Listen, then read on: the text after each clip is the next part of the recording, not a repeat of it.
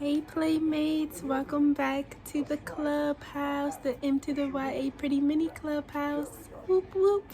My background may look a little different because I am in Chi-Town at my Grammy's house. And that means I had a lot of time to catch up on my reading finally. And I am finally done with Thirst Book 2 in the series by Christopher Pike. So yes, I finally finished this. How many pages was it? I think it was around 600 pages. Yeah, about 600 page book. I was reading it off and on while I was reading another book as well. So I was like taking breaks because it's a really long book. And I just needed to take breaks. But since I had time to relax, I was finally able to finish. Whoop whoop. Oh yes. Round of applause for me. Period. So yes, can we just appreciate the cover? We have Alicia Pern, aka Sita, on the cover. And then this is just what the side of it looks like. I really enjoyed book 1, and it left us at a cliffhanger.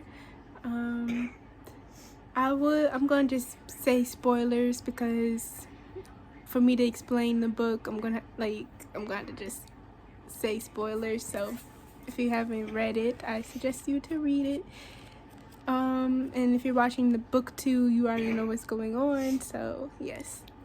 So book 1 left us at a cliffhanger where Sita did her ritual to turn back into a human. That's what she was longing for, was to become a human again. And then we hear a knocking on the door, and that's how it ended. So this book picked up from there, and we find out that the knocking on the door is, what's his name? Ray. So I was thinking it was going to be Ray. Well, I truthfully, I thought it was going to be Yashka. But then something in my brain told me it could be Ray, but I put 99% thinking that was going to be Yashka, but it was actually Ray. So I was like, oh, okay, coming back from the dead, we like to see it. Mwah.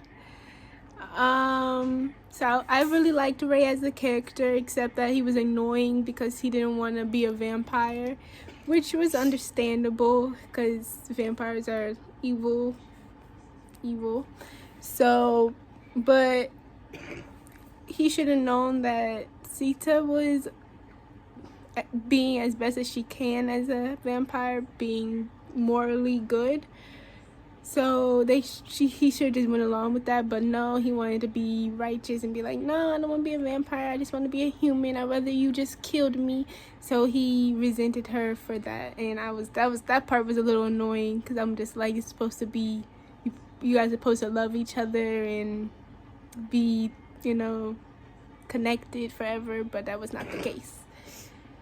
So that was interesting. I really liked how the book opened with that.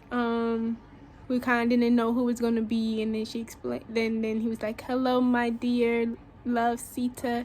And I was just like, oh, okay, so that's Ray. So I really was happy that he made a reappearance in the book because I did like him as a character, and I liked that she liked him. So then we have the introduction of her child, which she was also longing for. As you know from book 1, she lost her human child because of Yashka, and that was sad. She lost her husband, Rama, and her daughter, Lalita. So then we get the introduction of Kalika, which is her new vampire daughter. and we are led to believe that she isn't what she appears. Like, she's evil. She's supposedly killing police officers, and the whole book is surrounding about the child, which is supposed to be the new hope. And I really like that. And I liked how Sita made it her business to protect the child, and she made friends with the mother. And I really love how, even though it's one book, he puts it in parts. Like, it says, where is it? Phantom, Evil Thirst, and Creatures of Forever. That's how he kind of separates the books, because even though it's one whole story, since she's a 5,000-year-old vampire, she has flashbacks, and you will soon realize, like, at the end, that she time travels, which is really cool. She goes back to her past.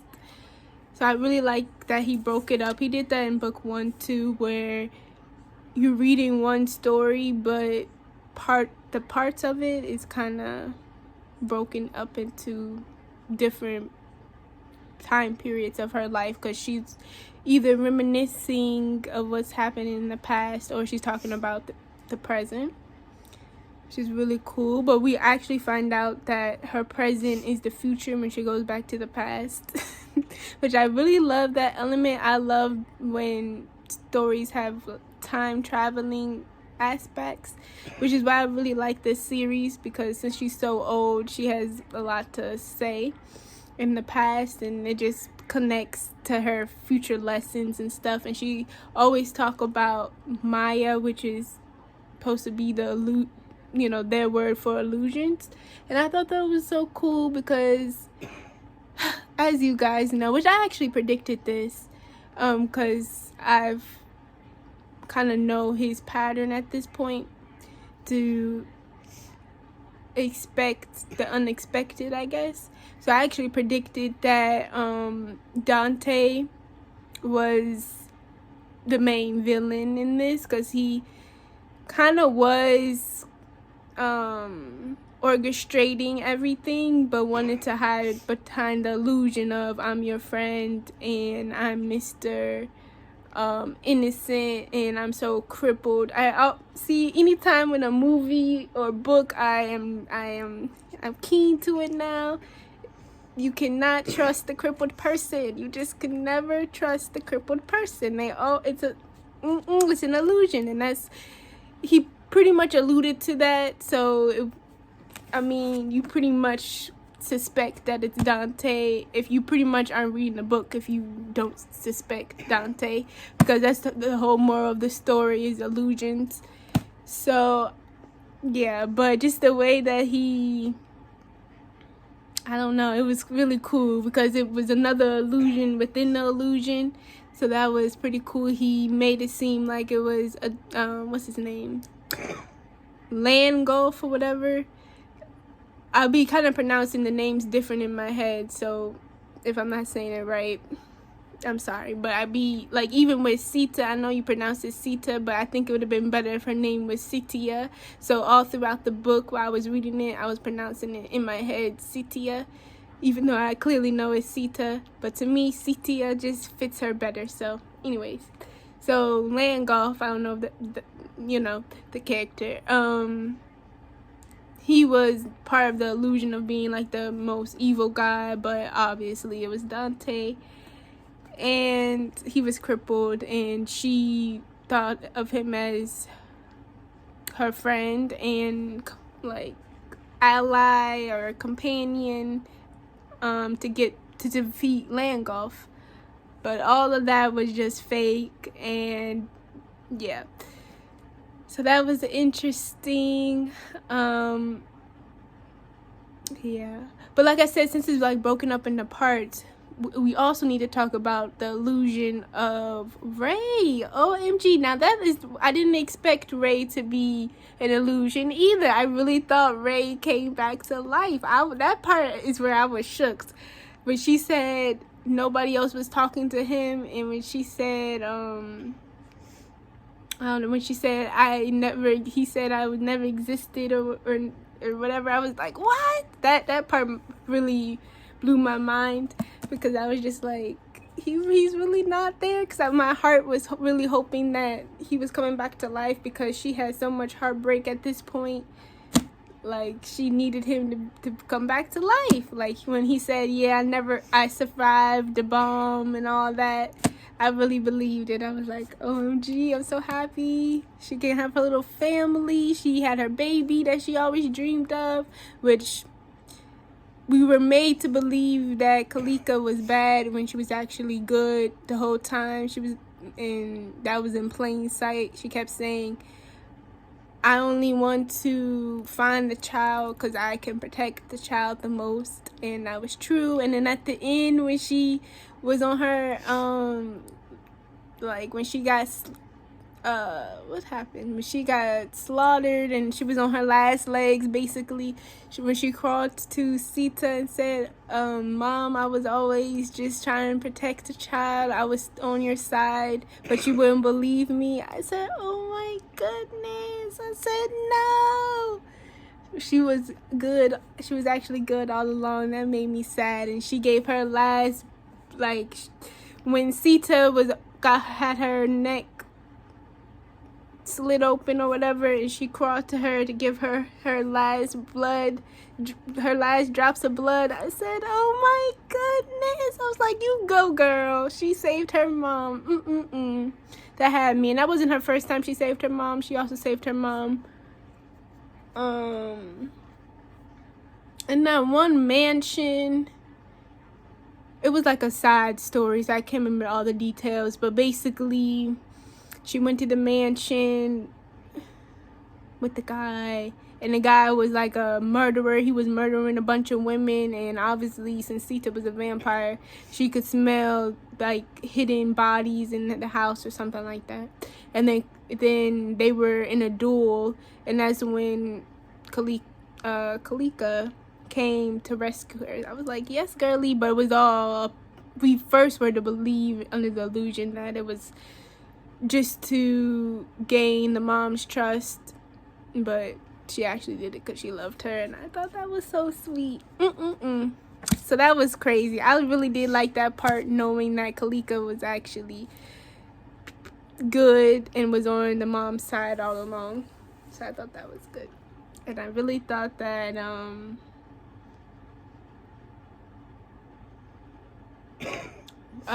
Ray was real. That really shook me when he was just an illusion, because she couldn't take the pain, so she kind of imagined him. I was like, OMG, that got me. That really got me. I also like the part where oh yeah, I'm forgetting one of the main things. So you guys know how you go into the journey with, it was Dr. Suter or something, I don't know, but the scientist and his son, when we find out his son, his name was John, that he was a inside spy. I lost it. I wasn't expecting that he was going to be a spy. I just knew not to trust him all the way. Like, I didn't trust him 100%. But the way that he went on about it, the way that it was cool how he connected to a villain in the past. I just thought that was so cool. That was cool. Like, I just love the connections to the past, to the present, and how past enemies show up in the present with all this time past. I thought that was so cool. So that was a cool spin with John. But with just so much going on, because you had the daughter, we thought she was evil, but she wasn't. It was just a lot going on in this book. What else? What else did I like? Oh, Seymour. Seymour is really developing as a character. I'm really starting to like him more and more. In book 1, I liked him, but in book 2, I love him, and I love that the love interest isn't like, or their love connection isn't really a connection. They're like mainly like best friends, and I think that's really cool. Because I really don't want them, I'll say like maybe a slither, like 5% may want them to be a relationship, but I really like them better as best friends. And yeah, I really like his development. He's now a vampire, and I like that he's embracing that he's a vampire, so that's good, better than Ray. What else? Yeah, he's just been there this whole time supporting her. I would hate for him to be like turning into a villain. That would really break my heart, like 2 pieces. But since he's really developing as a character and giving us our trust, I would not be surprised. I would not be surprised if he's the main villain of it all. Like, I would really be heartbroken, which is why Christopher Pike may do that to us. But I think that would just be wrong and dirty. Like, that means Sita has no happiness in her life. He's a really true friend, and at this point, she's mentoring him on how to be a good vampire, which is really nice. I appreciate that.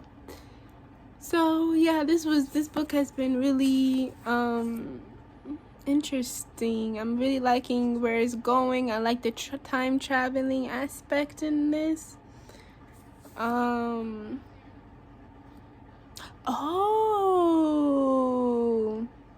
and see, I almost forgot. See, that's why I'm glad I'm talking through it, because it's helping me remember. You guys, what do you guys think about that old man that's like, I guess, homeless, that she keeps revisiting at Yashka's ice cream truck to get his blood? I'm really can't wait to see what's his deal. And then they played a card game. He's just very interesting. Like, I really want to know what's his part in all of this, because he only has like probably 4 pages or 5 pages within this book that explain like with their interaction. So it's interesting. Like, he wants you to forget about him, but I feel like he plays a big role into this story. I just don't know what yet. I can't even fathom what his deal is. But he says we've met before, and he says, she asks him, will we meet again? And he says, like, the probability is 0, and I'm just really confused. But we'll see what he has to deal with all of this. I definitely think he's gonna reappear in book 3. And yeah, let me think of anything else. But that's a really good, interesting thing, the man at the ice cream truck. So I really can't wait to find out what happens with him. And so yeah, so the ending ended kind of weird. Like, the book's ending was kind of weird to me. Like, he wanted to stop here maybe, but then he wanted to flush out her story more, because to me it could really end at this point. Like, I feel like that was a good overall ending, where that could have been the ending of the series to me. So I feel like maybe I don't know where he was going. It didn't leave as a cliffhanger. It kind of left at serene, kind of, to me. Like, we are left with, after this great battle with Dante, and she finds out that Dante is the real... Oh, I liked how they connected to, I think it's Greek mythology. I really liked how it connected with, Medusa, and I thought that was really cool. How that connected, like, because he was like, something about she like controls the mind as well, or something. Like, she didn't just turn people to stone, but like the fact that she did mind control too. I thought that was cool. So I like how he put that in there. But I don't know, it's kind of like, now that she can go back in time, instead of going back to the future present, she went back to the past to go back to when she was 7 years old and she had the choice to kill Yashka or not kill Yashka when he was a newborn. And when that's the person who turned her into a vampire. So obviously killing him would like redo her whole life basically. And that's what she did, y'all. She went back to the past and she killed him as he was a newborn before he could be a demon vampire or whatever that would turn her. So everything reversed, and he went, and so we learned that what would have happened didn't happen.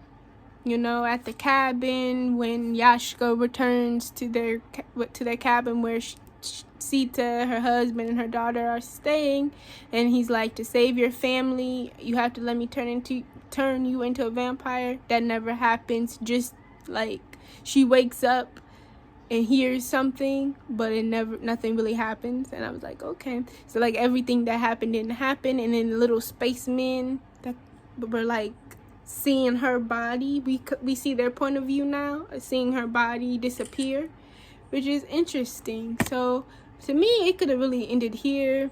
Like this whole thing just reversed itself, and maybe she can now live a happy life with her family as a human being, with her loving husband and human child, and none of this vampire stuff would happen. I think that would have been a good ending. But of course, we have book 3, and I think there's another book after that too. So we'll see. But it didn't really leave at a cliffhanger, so that's interesting. So yeah, I don't really know what to expect for book 3. All I know is the cover of book 3, and it has Sita, and it looks like some woman on there. So I don't know if that's her human daughter now or like what's going on. But I'm very excited to see. So thank you guys for watching. Let me know your thoughts of the book. What your favorite part was, who your favorite character is. And yeah. I think my favorite character is Seymour right now. Yeah, I would have to say Seymour, because he's been the same during the whole process. So I really like Seymour. So I hope he doesn't become bad or anything. I just want him to be good throughout. And I like that he's a vampire as well now, so that's nice. I like Sita. I really don't think I have any problems with her. She's strong, independent. Yeah, she isn't giving me no problems right now, like irritations. Like I said, I really want to know about this dude, this old man at the ice cream truck. Very curious about him.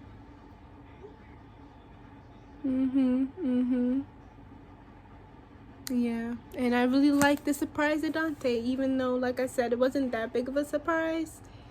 And when I was reading the fake evil demon, the first sign was when she said he was like an average looking dude with a mustache, and I was like, okay, doesn't seem like that evil to me.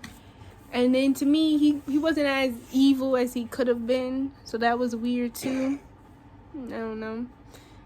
So that's what and then you had this weird, mysterious, crippled dude come out of nowhere, and her heart feels for him, obviously. And so I was like, yeah, he's the real illusion. So yeah. So anyways, thank you guys for watching. And I'm gonna be on to book 3, and you will also see some of the other, like I said, I take breaks and I move on to other books as well, so you will see what I have to say about those books as well. Peace out. Please like, comment, subscribe, playmates, and I'll see you guys later.